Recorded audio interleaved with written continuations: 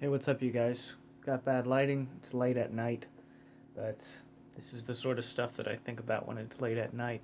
I'm about to show you a drawing that kind of looks like a bunch of rubbish right now, but it will eventually turn into the trailer setup for Revelation. Let me show you. So more or less what you're looking at right here is the front wall of the trailer. Right there's the little triangle that's in front of the trailer. And basically this whole front wall is going to be built right up. As you can see here, all this shaded area, that whole front angled wall, well, that's what it's going to be. It's going to be a wall. And it's going to go all the way around the trailer, so this whole front triangle is going to be enclosed and roofed over. And there's going to be a shelf right here, which is probably about stomach high or so. And this right here, from here to here, is an opening. And then there'll be that metal wall of the original trailer structure there, and then inside of here you can kind of see that little box that I've drawn there. The bottom of the box is going to be along this original trailer structure,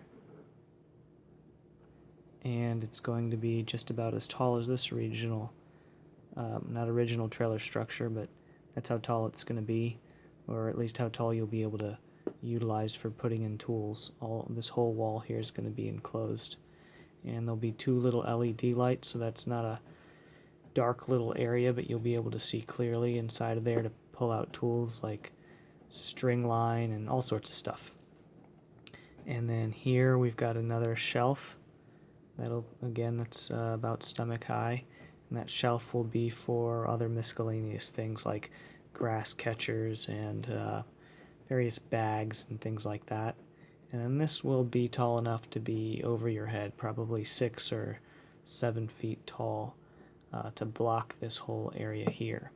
So that will give us this wall here, and on this side of the wall we're going to be using that side of the wall for hanging tools. We'll have big, little PVC poles attached there where the handles of tools can go, and all our shovels and rakes and all that stuff will be right there.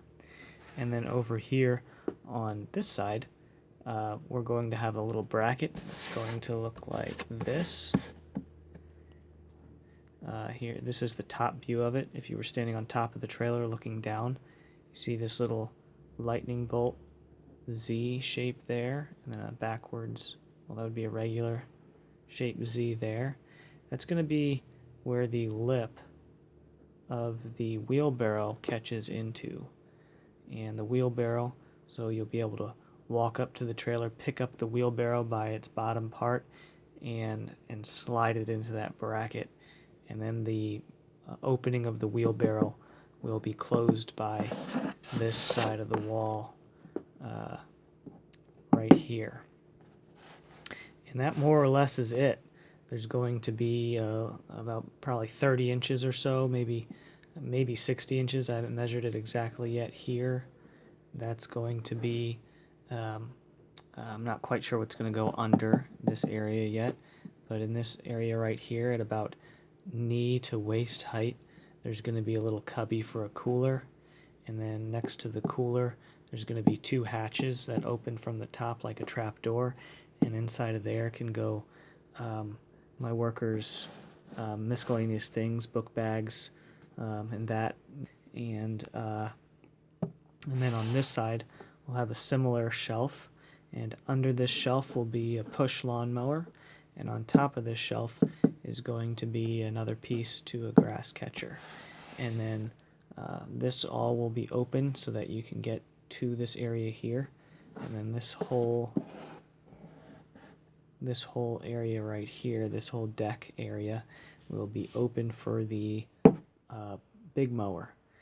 And then lastly, right here's the side view. So here's a little view of the wall. This is the trailer that goes, the trailer hatch, the rear hatch that goes down and up that turns into the runway. And here we've got our weed whackers that will go there, and our backpack blower that will go there. And to finish up, that gives us a whole bunch of space up here, because as you can see, what I've explained here only goes up to right here. That is all that's going to be walled off. And then there's going to be this triangle here. And what that triangle area is going to be is, I don't know if you guys know anything about doing lawns, but sometimes you need water. And I'm trying to come up with a small rain catchment system because we're going to have a big old container there for water with a water hose. And we'll use that to clean off our tools, the mud and crud that comes off of the lawns. We'll use that to clean off our tools. We'll also use that to for our gardening division.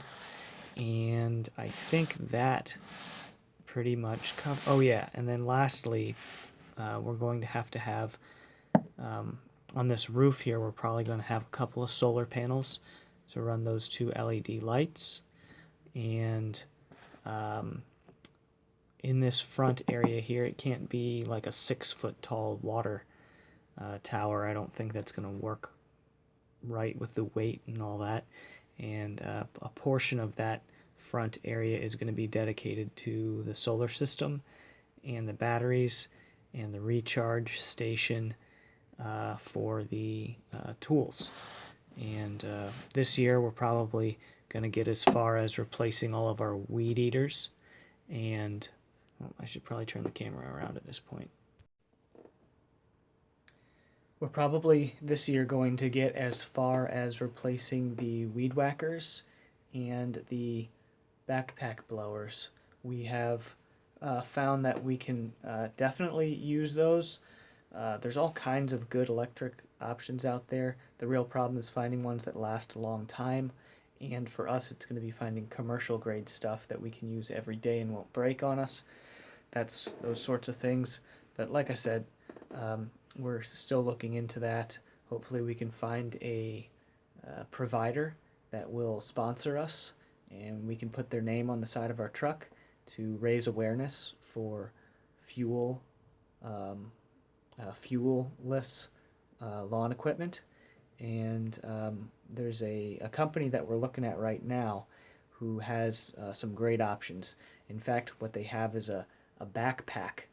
You can put a backpack battery on, and that backpack battery has a cord that plugs into several different types of tools, and that backpack battery is designed to run all day long, 7 hours of continuous runtime, which is way more than what we need. It's pretty pricey, but it's also complete. We could be working in a downpour, and the equipment will still properly run.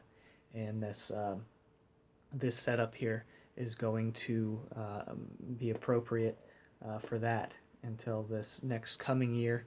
We'll get as far as replacing our push mowers, and hopefully by the year after that we will have also our riding mowers, and then all of our equipment will be powered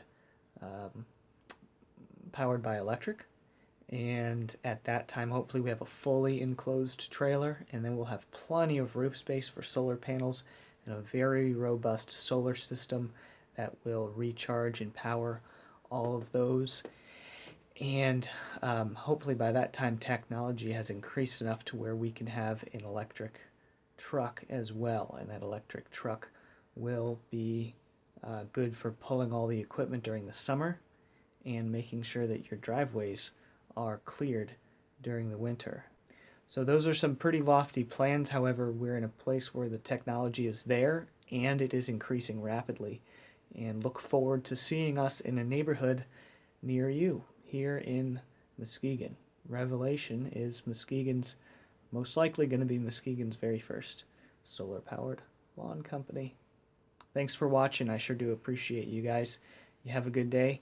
And if you have any questions or any interest, check us out, revelationlandcare.com.